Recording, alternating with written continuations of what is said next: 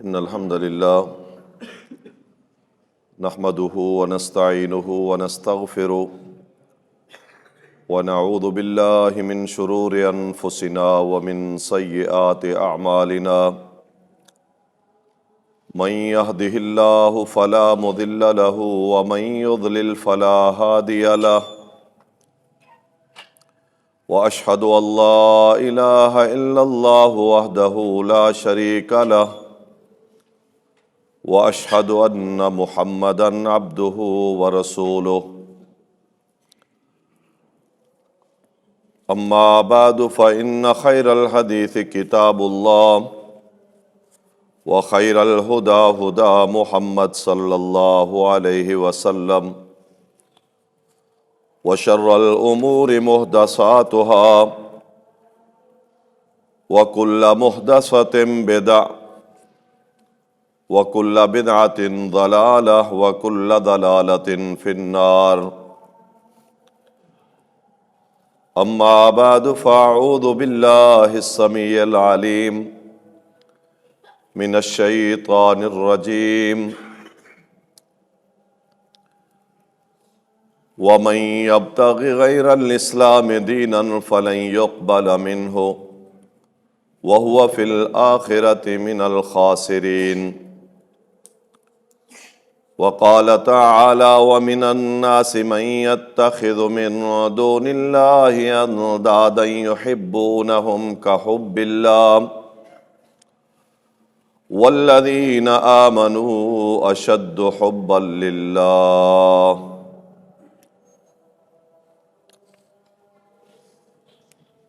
اللہ تبارک و تعالیٰ نے دین اسلام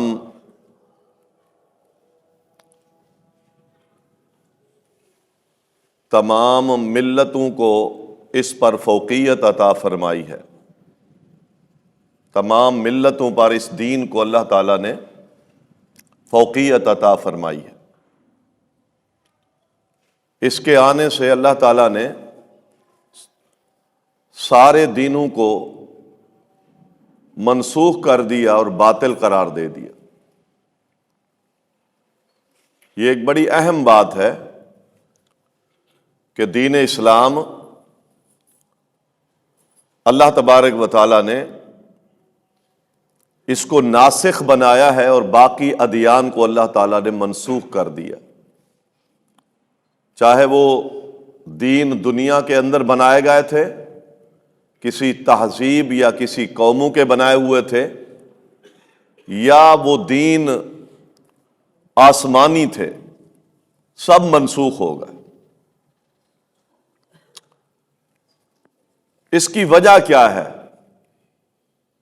اللہ تعالیٰ نے وہ ادیان جو آسمان سے نازل کیے ان کو بھی منسوخ کر دیا۔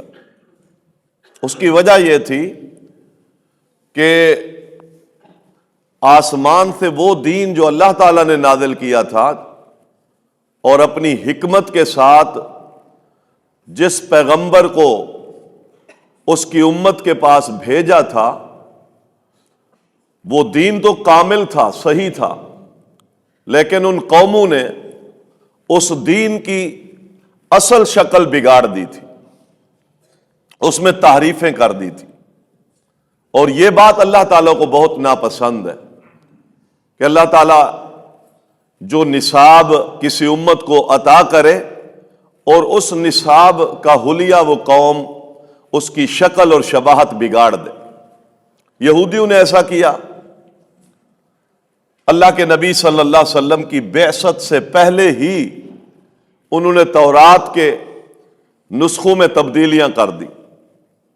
انتظار اس بات کا تھا کہ اسحاق علیہ السلام کی اولاد سے محمد مصطفیٰ صلی اللہ علیہ وسلم آئیں گے، لیکن جب اسماعیل علیہ السلام کی اولاد سے آپ آ گئے تو انہوں نے حسد میں، بغض میں، مفادات میں، اسلام چونکہ اس کے ٹکراؤ میں تھا، انہوں نے اس کا انکار بھی کیا اور تورات کے اندر تبدیلیاں بھی کی۔ اللہ تعالیٰ نے اس اسلام کی وجہ سے اس دین کو منسوخ کر دیا۔ وتیرہ اچھا نہیں تھا ان کا، طریقہ اچھا نہیں تھا، اللہ تعالیٰ کے ساتھ مخالفت کا انداز تھا کہ اللہ تعالیٰ کے دین کو بگاڑنا۔ اللہ تعالیٰ کو اس حکمت کا علم تھا، اللہ تعالیٰ نے دین کو، اسلام کو ناسخ بنا دیا اور یہودیت کو منسوخ کر دیا۔ عیسائیت نے بھی ایسا ہی کیا، وہ اپنے دین میں غلو کرنے لگے اور انہوں نے عیسیٰ علیہ الصلوۃ والسلام کو اللہ تعالیٰ کا بیٹا قرار دے دیا، اس کو الوہیت کے منصب پر فیض کر دیا۔ اور یہ گھڑی ہوئی ساری عقائد کی باتیں یا عبادات کی باتیں یا اخلاقیات کے ضمن میں جتنی گھڑی ہوئی باتیں، یہ اللہ کو پسند نہیں ہے۔ اور ان ملت کے ماننے والوں نے یہی کام کیا کہ انہوں نے باتیں گھڑ لی، اللہ تعالیٰ نے ان کے دین کو باطل قرار دے دیا۔ دین باطل ہے، آسمانی دین ہے، لیکن جس میں تم نے اپنی طرف سے جو چیزیں بنا ڈالی ہیں، اب اس کا صلہ یہ ہے کہ یہ اسلام کے مقابلے میں باطل ہے۔ بلکہ ہمارا اسلام شدید یہودیت سے نفرت بتلاتا ہے۔ اب غور کریں نا، اسلام نفرت یہ نفرت کس سے ہے؟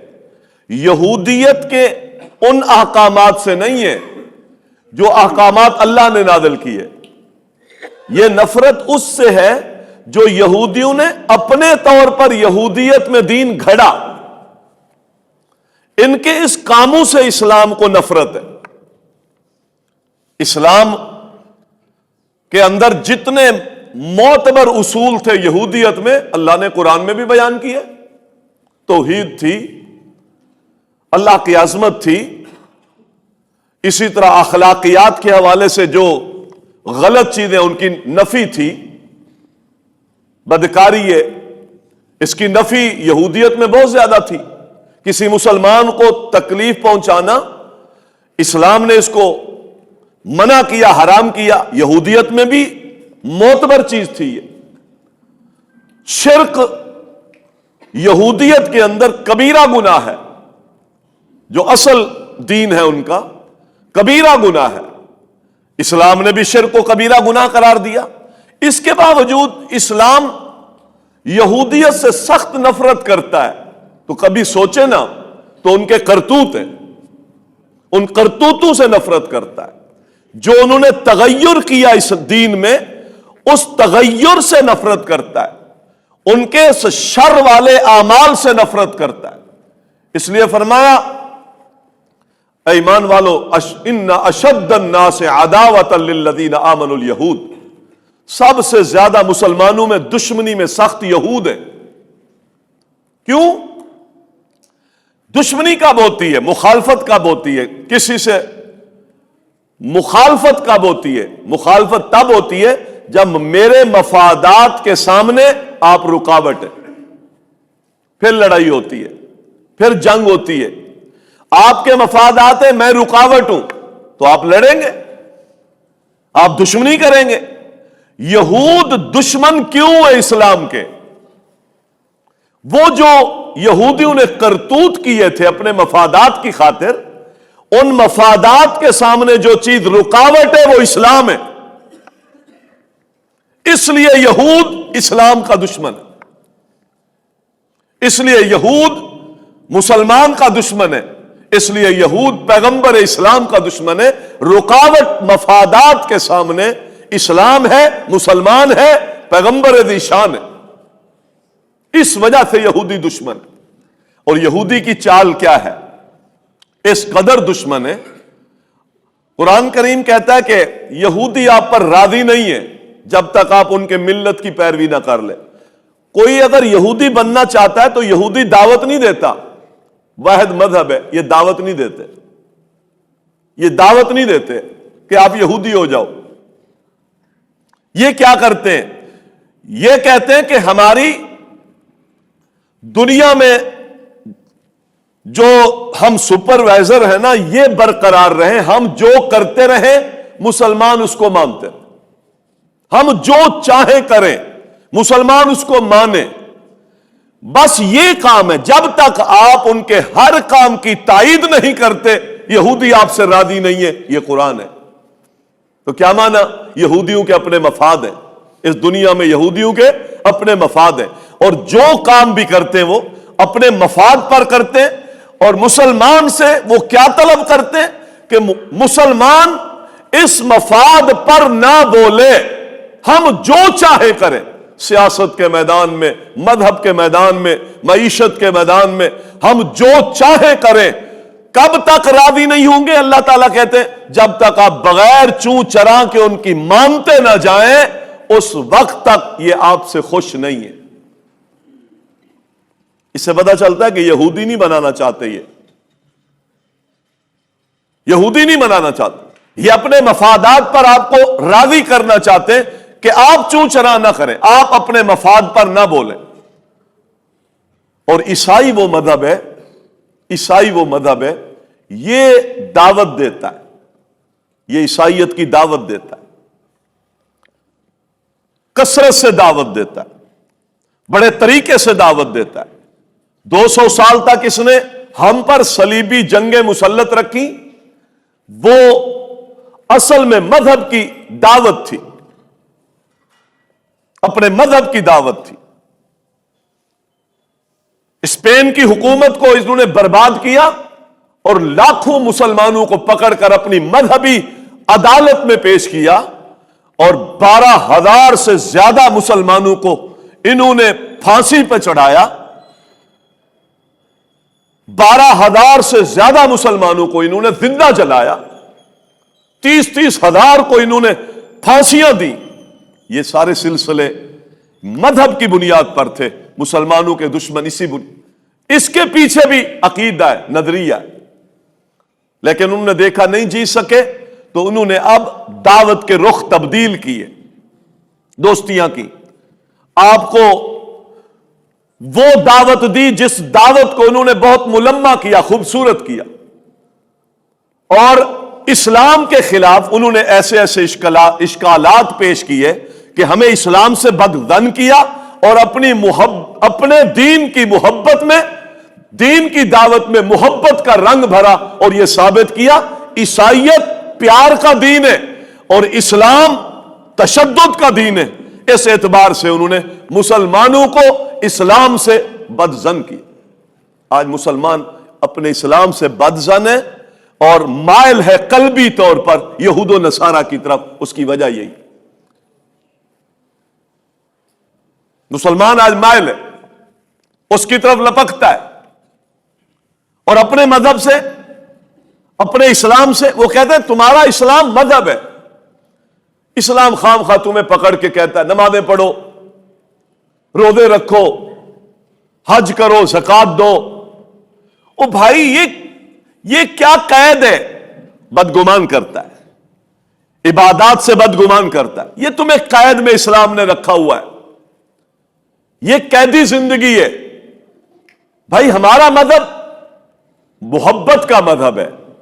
جب تم کہتے ہو کہ اللہ تعالی شدید العقاب ہے تو اللہ تعالی پکڑ کی دھمکیاں دیتا ہے، جہنم کی وعیدیں بتاتا ہے، اللہ تعالیٰ اپنے عذاب کے کوڑوں کا تذکرہ کرتا ہے. یہ کون سا اسلام ہے؟ یہ تو ایک چھوٹا سا مذہب ہے، اور جس نے تمہیں ایک محدود غار میں زندگی گزارنے پر تنگ کر دیا ہے. مسلمان آج مذہب سے، اسلام سے کیا ہے؟ بدگمان ہے، بدعملی. یہ ان کی خاموش قسم کی سازشیں ہیں جو آج ہمارے اوپر مسلط ہے، ہم سمجھ نہیں سکتے. اللہ ہی ہے، بس پیار ہی پیار. کون نظمیں پڑھتا ہے؟ ہم پڑھتے. اللہ ہی ہے، یہ انہوں نے ایک نعرہ دیا ہے کہ تم مسلمان نافرمانی پر، جرائم پر، بد اخلاقی پر مسلمانوں کو ڈراتے ہو اللہ کے عذاب سے، جبکہ اللہ تو پیار ہی پیار کرتا ہے بندے پر. قربانی کے سلسلے کو انہوں نے اسی سے تو جوڑا، طرح طرح سے ہمیں بدگمانیوں میں ڈالا. وہ کہتے ہیں آپ اللہ سے دوستی کر لو، اللہ سے پیار کرو، بس پیار کرو. جب دوستی پکی ہو جائے گی پھر آپ جو چاہو کرو، خنزیر کھاؤ، جوا کھیلو، شراب پیو، جو کچھ کرو، جب یاری ہے تو پھر منع کیسا؟ یہ وہ نظریات ہیں جو ان کے اندر موجود ہیں، اور یہ عملی قباحتیں ہیں، عبادت کی کوتاہیاں ہیں، عقائد کے نقائص ہیں جو ان میں بھرے پڑے ہیں۔ اس لیے اسلام نہ عیسائیت کو برداشت کرتا ہے، نہ اسلام یہودیت کو برداشت کرتا ہے۔ یہ تمہارے دشمن ہیں، اسلام ان سے شدید نفرت کرتا ہے۔ ہندو کو بھی اسلام کیوں نہیں برداشت کرتا؟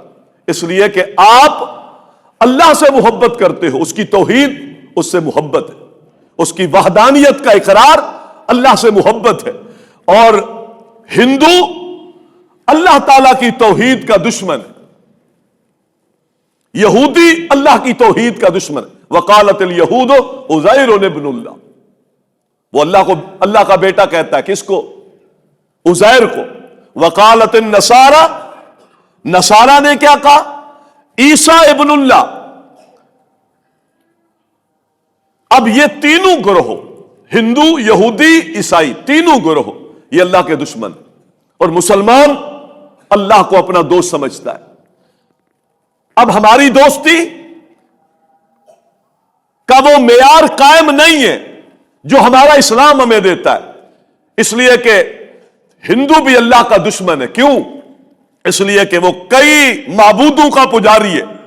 یہودی بھی اللہ کا دشمن ہے، اس نے اللہ کے مقابلے میں الہ بنایا۔ عیسائی نے بھی اللہ کے مقابلے میں الہ بنایا۔ اب اگر میری عیسائی سے دوستی ہے، میری یہودی سے دوستی ہے، تو اس کا معنی یہ ہے کہ میری اللہ سے صحیح دوستی نہیں ہے، کیونکہ اللہ ان کا دشمن ہے۔ آپ کہتے ہو مجھے تو عیسائی کوئی نقصان نہیں دیتا، میری تو آدھی صدی ہو گئی ہماری ان سے دوستی ہے۔ آپ کو اگر آپ کا دشمن کوئی نقصان نہیں دیتا تو یاد رکھیں اس کے نقصان کے لیے یہی کافی ہے کہ یہ آپ کا ظاہری دوست حقیقت میں آپ کے دشمن کا بھی دوست ہے اور آپ کے دوست کا دشمن ہے۔ ہم نہیں سمجھے؟ مثلا یہودی سے میری دوستی اور مجھے کوئی ضرر نہیں دیتا، تو یہودی اللہ کا دشمن ہے اور میں اللہ کا دوست ہوں، تو یہ میرے دوست کا دشمن ہے، تو میری اس سے دوستی کیسے ہو سکتی ہے؟ اور اگر ایک یہودی مجھے کوئی نقصان نہیں دیتا، ایک عیسائی مجھے کوئی نقصان نہیں دیتا، میں نصف صدی سے اس کے ساتھ چل رہا ہوں، مجھے اس نے کبھی نقصان نہیں دیا، تو اس کی نقصان کے لیے یہی بات کافی ہے کہ یہ عیسائی اور یہودی کافر کا دوست، وہ کافر کا دوست ہے، تو یہی کافی ہے نقصان۔ دوست کا دوست دوست ہوتا ہے۔ جب میری دوستی اللہ سے ہے اور اللہ ان کا دشمن ہے تو پھر وہ میرا دشمن کیوں نہیں؟ اللہ نے ان کا دین منسوخ کر دیا، ان کے عقیدے کا رد کیا، اللہ نے ان کی عبادات کا رد کیا، اللہ نے ان کو کہا ضربت علیہم الذلۃ والمسکنہ، قیامت تک ان پر پھٹکار رہے گی۔ جب اللہ ان کے ساتھ یہ معاملہ کر رہا ہے تو پھر میری اس سے دشمنی کیوں نہیں؟ مومن جب کلمہ پڑھ لیتا ہے، یاد رکھیں کئی دوست دشمن بن جاتے ہیں اسلام کی روح سے، اور کتنے دشمن تھے جو دوست بن جاتے ہیں۔ یہ معیار اسلام دیتا ہے، اور اگر یہ معیار ہمارے اندر قائم نہیں ہے، ہم اسلام کو مانتے لیکن یہ معیار قائم نہیں رکھا، قرآن کہتا ہے تو انہی میں سے ہے، قرآن ہے وَمَن يَتَوَلَّهُمْ مِنْكُمْ فَهُوَ مِنْهُمْ، جو تم میں سے ان کے ساتھ دوستی کرے گا یہ انہی میں سے ہے۔ اللہ کہہ رہا ہے تم انہی میں سے ہو، اسلام والوں میں سے نہیں ہو۔ اتنی سخت وعید ہے، کیوں؟ اس لیے کہ وہ اللہ کے دشمن ہے، وہ اللہ کے دشمن ہے، لہذا اللہ کے دشمن سے مومن کی دوستی کبھی نہیں ہوتی۔ یہ معیار ہے جو اسلام نے دیا، یہ تو اللہ کا دشمن ہے، بڑی بات ہے۔ آپ یہ دیکھیں کہ مومن کی صفت یہ ہے کہ مومن اللہ تعالیٰ کی نافرمانی کی محفل میں نہیں بیٹھتا۔ قرآن و حدیث کے کتنے دلائل موجود ہیں۔ والذین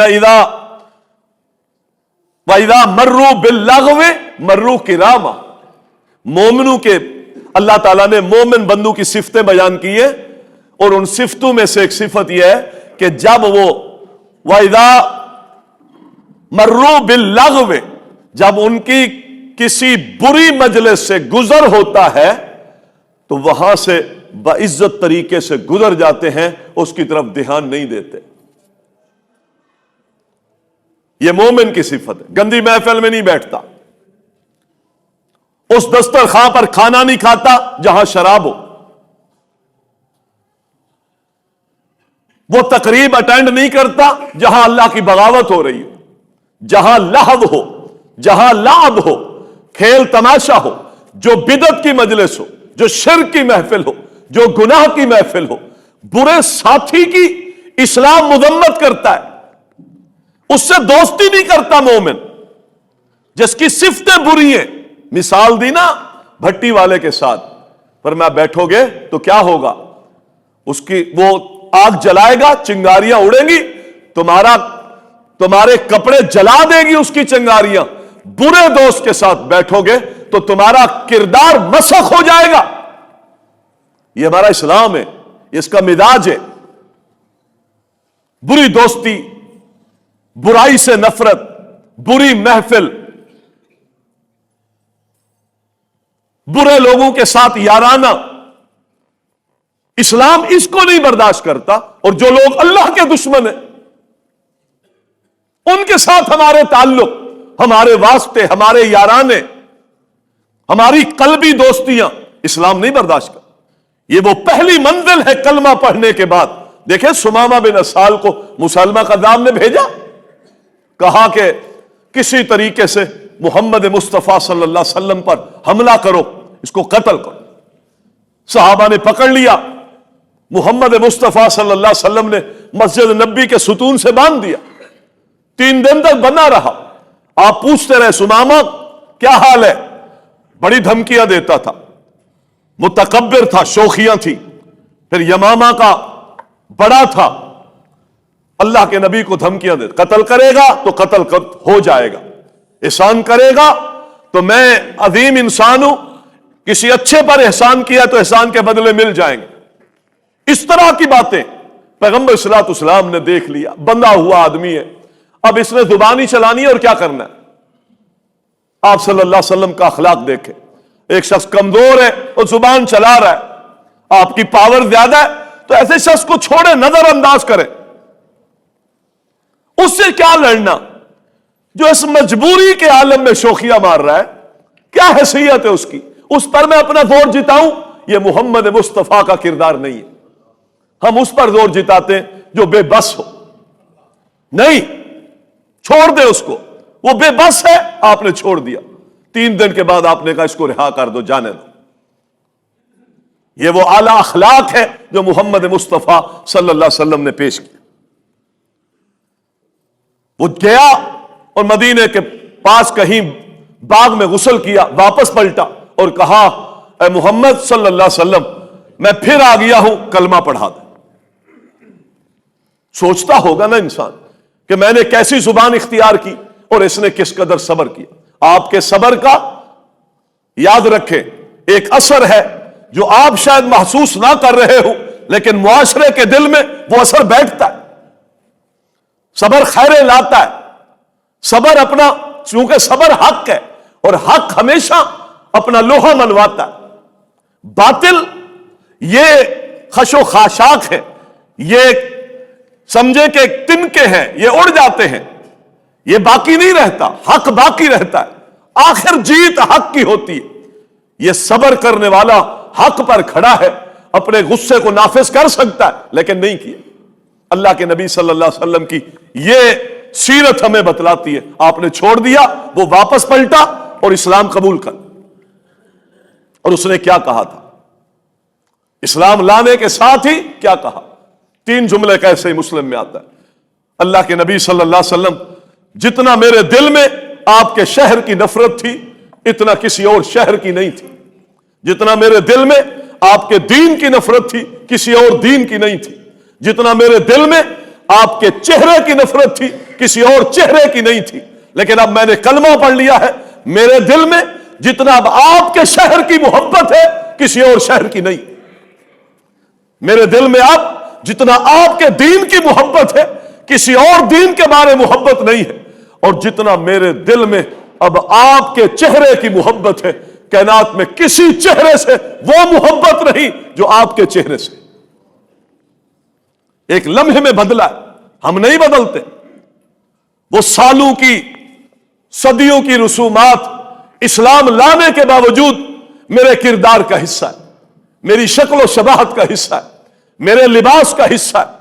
جدیدیت کے نام پر کفر کی ساری رسومات، ان کی ساری نقالیاں وہ اپنے اوڑھنے اتار اتار کے پھینک رہے ہیں اپنی تہذیبوں کو، اور مسلمان ان کو اٹھا اٹھا کے دنیاوی اعتبار سے بھی، تہذیبی اعتبار سے بھی، مذہبی اعتبار سے بھی اور عقائد کے اعتبار سے بھی مسلمان وہ اوڑھ رہے.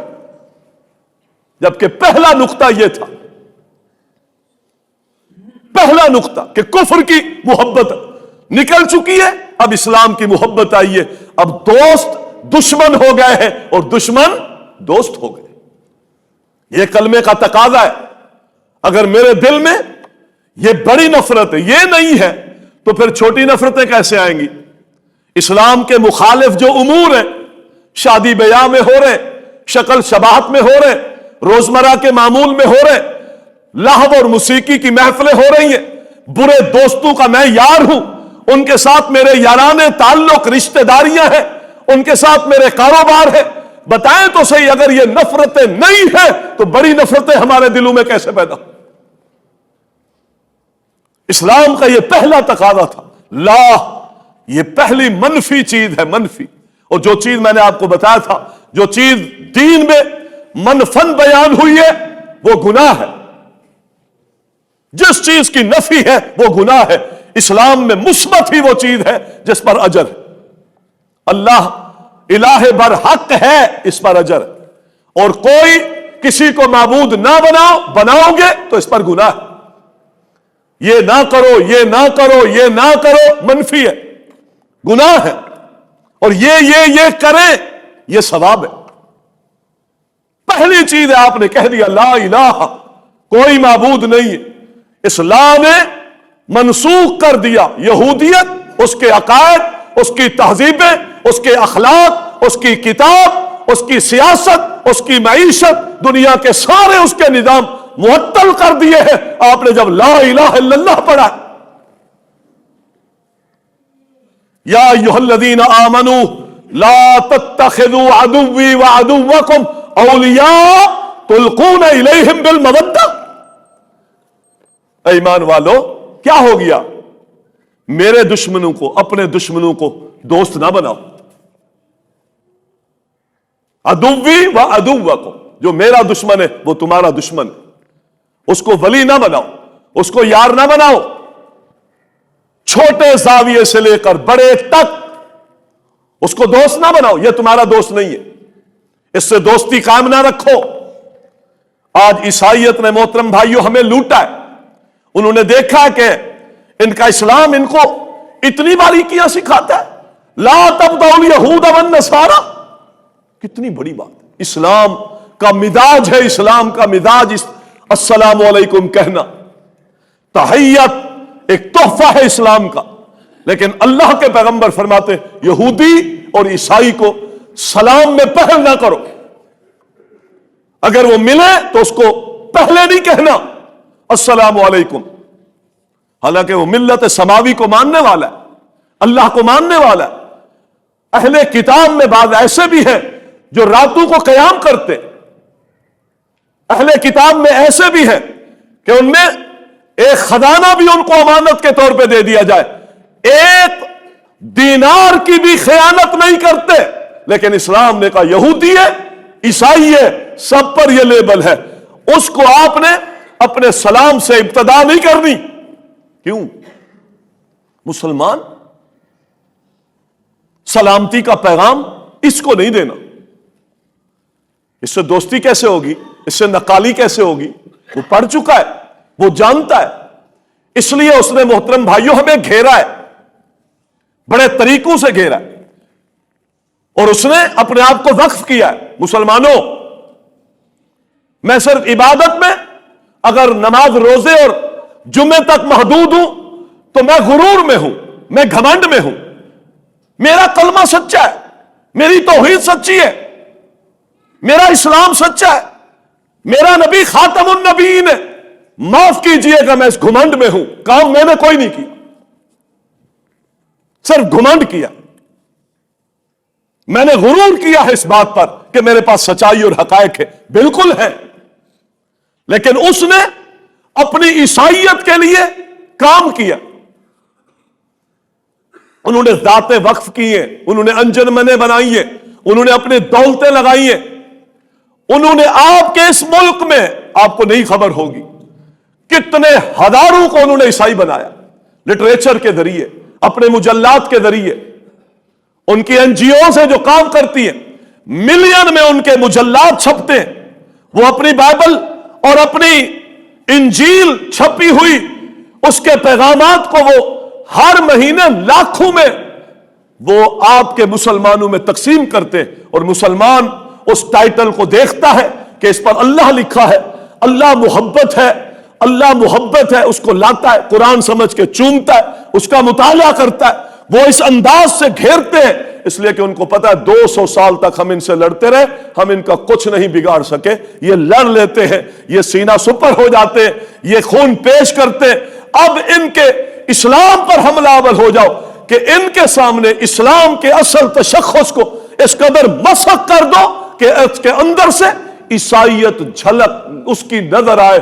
یہی وجہ ہے کہ وہ 25 دسمبر کو جب اللہ کی بغاوت میں ولادت عیسیٰ منا کر اپنا عقیدہ ساری دنیا کو بتا رہے ہوتے ہیں کہ 25 دسمبر کو عیسیٰ علیہ السلام پیدا ہوئے، اللہ کے ہاں اولاد ہوئی، اس عقیدے میں مسلمان بھی برابر جا کر کے ان کی اس خوشی اور تقریب میں کیک کاٹ رہا ہو۔ یہ مسلمان ہے۔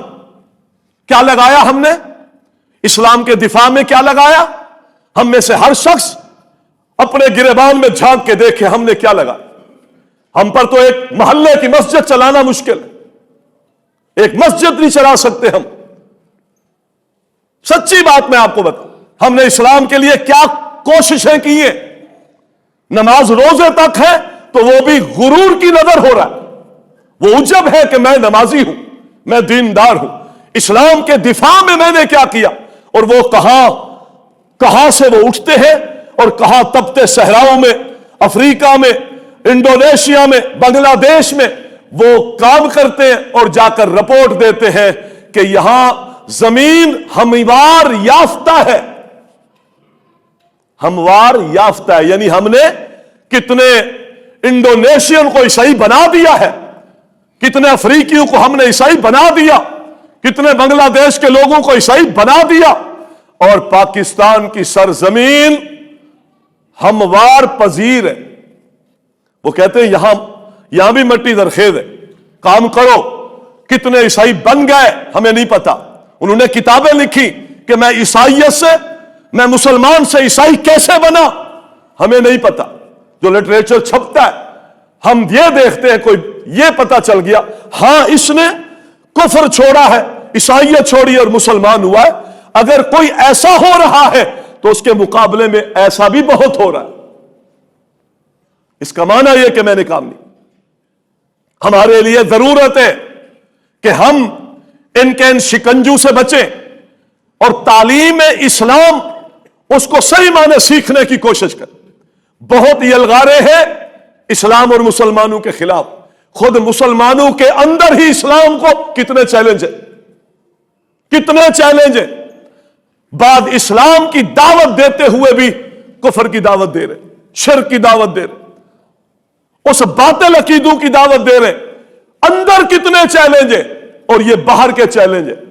یہودیت، عیسائیت، ہندو مت، بڑے بڑے چیلنج ہیں جس سے آج محترم بھائیوں ہمارے اندر علم کی کمی ہے، اسلام کا مطالعہ نہیں ہے، اس لیے وہ ہمیں برگلا رہے اور ہمیں اپنی مختلف تہذیبوں میں اور اپنے شعار میں، اپنے دین میں ملت کو محبت کا نام دے کر وہ آپ پر طرح طرح، مسلمان کی بیٹی ہے انہی سے اس کا ذہن ملتا ہے، انہی کے اشکالات لے کے آتی ہے، پوچھتی ہے یہ کیا بات ہوئی؟ مسلمانوں کو، اس کی عورتوں کو اسلام نے کہا پردہ کرو جی، پردہ کریں۔ مسلمان کی بیٹی سوال کر، اشکالات کی بھرمار نوجوانوں میں، مسلمان کی بیٹی پوچھتی ہے، اسلام کہتا ہے منہ ڈھانپ، چہرہ ڈھانپ، اس کو دیکھتا کون ہے؟ مرد دیکھتا ہے۔ تو اسلام کو یہ کہنا چاہیے تھا مرد، اس کی آزادی ہم سلب نہیں کرتے، اشکال دیکھیں، عورت کی آزادی ہم سلب نہیں کرتے، اس کو ہم کیوں پابندی میں ڈالیں؟ مرد تو اپنی نگاہ نیچے رکھا کر۔ تو اسلام نے مردوں کو کیوں نہیں کہا میرے اوپر کیوں چٹی ڈال دی؟ یہ کون ہے؟ کون اشکال کرتی ہے؟ مسلمانوں کی بہن، مسلمانوں کی بیٹی، رنگ چڑھ گیا اصل میں، انہوں نے کام کیے، انہوں نے ہمیں برگلایا، برانگیختہ کیا اسلام کے اصولوں کے خلاف۔ میرے پاس اس کا جواب نہیں ہے، عقلی طور پر میں اس کو مانتا ہوں کہ ہاں بات تو صحیح ہے کہ مرد نہ دیکھے، اب اس کی آزادی سلب کرنے کی بجائے مرد پر پابندی لگاتے، حالانکہ اس نے یہ ذہن دیا ہے، اس کی اپنی بائبل میں بھی یہ بات خود لکھی ہے کہ اللہ تعالیٰ نے تمہاری عورتوں کے لیے قانون بنایا ہے کہ جب بھی اپنے گھروں سے نکلے اپنے سروں پر دوپٹہ ڈال کے نکلے۔ لیکن اس نے مسخ کیا، اسلام کے خلاف ایک پروپیگنڈا کیا، مسلمانوں کی بہن بیٹیوں کو حجاب مصیبت بنایا، دکھایا، چٹی دکھائی، اور آزادی کے سلب ہونے کا ایک رنگ دکھایا، اور مسلمان کی بہن بیٹی کو اس اسلامی اقدار سے بدگمان کر دیا۔ میں نے کہا بیٹی اگر تجھے پردے پر اعتراض ہے تو سب سے پہلے اللہ کی بتائی ہوئی حکمت پر تو اعتراض کر رہی، تجھے اس نوبت تک آ گئی ہے تو پھر تو کچھ باقی بچا ہی نہیں۔ اللہ تعالیٰ نے شریعت جو قائم کی ہے وہ خالصتاً حکمت کے ساتھ قائم کی۔ میرے بندے یہ کر لیں گے، اور صرف ایک دور تک نہیں ہوگی، قیامت تک کے لیے جتنے لوگ پیدا کروں گا ان کی جبلت میں یہ طاقت، ان کی خلقت میں یہ طاقت رکھ دوں گا کہ اس حکم کو اپنے اوپر لاگو کرنا چاہیں کوئی مشکل نہیں ہوگی۔ یہ اس حکمت پر مبنی ہے، اور یہ شریعت قیامت کا سورج طلوع ہونے تک دنیا کی کوئی قوم اس سے ریفیوز نہیں کر سکتی ہے کہ ہم اس کو اپنی ذات پر اپلائی کریں تو مشکل ہے۔ لیکن یہ بیٹی آج اسلام کے اقدار پر، اللہ کے فیصلوں پر، اللہ کی حکمتوں پر اعتراض کرتی ہے۔ اعتراض اللہ کے فیصلوں پر کس نے سکھایا؟ کس نے سکھایا؟ قرآن نے کہا تھا، اللہ کے پیغمبر نے دیکھا ایک شخص کو داڑھی سفید ہے، فرمایا تغیر الشیب، اور بڑھاپے کو رنگ، خالف الیہود، یہودی نہیں رنگتے تو رنگ۔ اللہ، اس حد تک اس سفیدی کو رنگ دے، وہ نہیں رنگتے، بال سفید ہو جاتے سفید چھوڑ دیتے، تو اس کو رنگ لے۔ وَإِذَا لَقِيتُمُوهُمْ فَاسْتَرُّوهُمْ إِلَىٰ أَضْيَقِهِ، تم جا رہے ہو وہ بھی آ رہا ہے۔ نبی صلی اللہ علیہ وسلم فرماتے اس کو راستے کی تنگی کی طرف دھکیل دو، یہ رستہ تیرا ہے اس کا نہیں ہے، یہ زمین تیرے لیے رب نے بنائی ہے، مسلمان کے لیے بنائی ہے، سیدھے رستے پہ، کھلے رستے پہ تو بھی جا رہا ہے، وہ بھی آ رہا ہے، پروٹوکول دینے کی بجائے تو کھلا ہو کے چل، یہ رستے کی تنگی کی طرف جانے پر مجبور ہو جائے، اس رستے پر چلنا تیرا حق۔ کیوں اتنی شدید نفرت؟ کیوں؟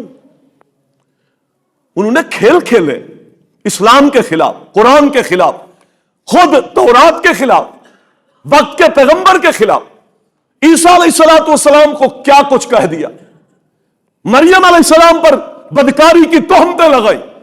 یہ تمہارے دوست کیسے ہو سکتے ہیں؟ تمہارا دین اعلیٰ ہے، اللہ کی قسم۔ لوگوں نے جتنے ضابطۂ اخلاق دنیا میں بنائے ہیں خود گھڑے ہیں، اور تمہارا ضابطۂ اخلاق آسمان سے قرآن کی شکل میں رب نے آپ کو دیا۔ مسلمان اس پر قناعت نہیں کرتا، مسلمان اس پر صبر نہیں کرتا، مسلمان اس کو نہیں پڑھتا، اس کی تلاوت کر کے اپنے سینوں کو منور نہیں کرتا، اپنی تہذیبیں بناتا ہے دنیا کے کافروں کی طرح، دنیا کے گندوں کی طرح جو بدکار قسم کے لوگ ہیں، اپنی تہذیب، اپنی شکل، اپنے بال، اپنی رسومات، اپنی شادیاں، یہ مسلمان ہے۔ کس کے اوڑھنے اوڑھ رہا ہے؟ اللہ نے آسمان سے پورا نصاب عطا کیا تھا کہ تو اس کو لے۔ ہم ان کے ساتھ کسی معاملے میں موافقت نہیں کرتے، نہ اخلاق میں، نہ عادات میں، نہ اطوار میں، نہ عبادات میں۔ عاشورہ کو روزہ رکھتے تھے 10 محرم کو، اللہ کے نبی صلی اللہ علیہ وسلم رکھتے تھے، بتایا گیا یہودی بھی روزے سے ہوتے۔ آپ نے فرمایا اگلے سال میں زندہ ہوا لَأَصُومَنَّ التَّاسِعَ، میں 10 کو رکھنے کی بجائے یہ روزہ 9 کو رکھوں۔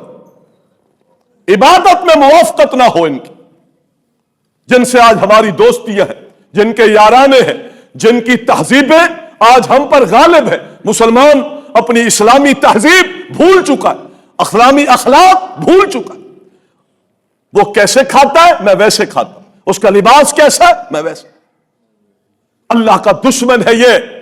اس لیے جس کے اس فعل پر کہ اللہ نے بیٹا جنا، تکاد السماوات یتفطرن منہ، جس کے اس فعل پر، اس خوشی پر آسمان، اللہ کا قرآن کہتا ہے آسمان پھٹ جائے، جس کے اس فعل پر آسمان پھٹ جائے، مسلمان اس فعل پر اس کو کرسمس ڈے پر مبارک دے، مبارکی کا پیغام دے، اس کی اس محفل میں شامل ہو، آسمان جس پر پھٹ جائے یہ اس پر معاونت کرے۔ امام احمد بن حنبل کہتے ہیں کہ جب میرے سامنے سے کوئی عیسائی گزرتا ہے، اللہ کی قسم انی اغمض عینی، میں اپنی دونوں آنکھیں بند کر لیتا ہوں کہ میری نگاہ اس شخص پر نہ پڑے جس شخص پر اللہ سخت ناراض ہے، اور جس بدبخت نے اللہ کا بیٹا بنا دیا ہے، ایسے شخص پر احمد بن حنبل کی نگاہیں بھی نہ پڑے، میں اپنی آنکھیں بند کر لیتا ہوں۔ حتیٰ کہ وہ کہتے ہیں اگر کسی کی بیوی عیسائی ہے اور وہ جانا چاہتی ہے اس طرح کے تہوار میں، ان کی اس طرح کی خوشی میں، تو وہ اپنی بیوی کو بھی اجازت نہ دے کہ وہ اس تہوار میں جائے، اس لیے کہ یہ گناہ میں تعاون ہے، اور مسلمان کو رب نے منع کیا ہے کہ کسی گناہ میں تیرا کوئی تعاون نہیں ہونا چاہیے، کوئی تیرا تعاون نہیں ہونا چاہیے۔ ابن قیم رحمہ اللہ نے تو یہاں تک یہ بات کہہ دی کہ کوئی اگر ان کے اس تہوار میں ان کو مبارکبادی کا پیغام دیتا ہے، یا بالواسطہ یا بلا واسطہ کسی اعتبار سے اس میں شریک ہوتا ہے، تو گویا کہ اس شخص نے صلیب کو سجدہ کرنے والے کا احترام کیا، غیر اللہ کو سجدہ کرنے والے کا احترام۔ جبکہ اسلام کہتا ہے من وقر لصاحب بدعت، جو شخص دین میں نیکی کے نام پر کوئی کام نکالتا ہے، یاد رکھیں جو شخص دین کے نام پر، اسلام کے نام پر نیکی کا کوئی کام اسلام میں نکالے اور وہ کام اللہ اور اس کے رسول کی سنت سے طریقے سے ثابت نہیں ہے، یہ بدعت ہے، اور جس نے اس بدعتی کی تعظیم کی ہے، اللہ کی، فرشتوں کی، ساری انسانیت کی اس پر لعنت برستی۔ اور یہ کس کی تعظیم کر رہا ہے؟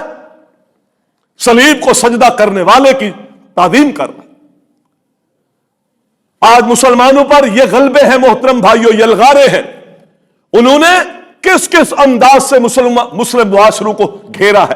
لہذا ہماری ذمہ داری ہے کہ ہم اپنے ذات کا، اپنے عقائد کا، اپنے معاملات کا، اپنی اولاد کا، اپنے گھر بار کا، اپنی خوشیوں غمیوں کا، شکل و شباہت کا، اپنے ہونے والے سوسائٹی اور معاشرے میں امور کا جائزہ لیں، تو کہیں اس پر ہندوانہ رسوم کی چھاپ تو نہیں ہے، کہیں یہودیت کی موافقت تو نہیں ہے، کہیں عیسائیت کے ساتھ دوستانہ ماحول تو اس کے ذریعے سے نہیں جڑتا ہے۔ اللہ سخت نفرت کرتا ہے، سخت نفرت کرتا ہے ان امور سے۔ باقی لوگ اللہ کے غیر کے مقابلے میں محبت میں محو رہتے ہیں، اور اللہ تعالیٰ کہتا ہے والذین آمنوا اشد حبا للہ، ایمان والے اللہ کی محبت میں سخت رہتے ہیں، اللہ کی محبت میں سخت رہیں۔ جو چیز جو اعمال، جو افعال اللہ کو خوش کرنے والے. وَإِن تَكْفُرُوا لَا يَرْضَاهُ لَكُمْ، اگر تم کفریہ کام کرو گے اللہ کہتے ہیں مجھے یہ پسند نہیں ہے، بالکل پسند نہیں ہے.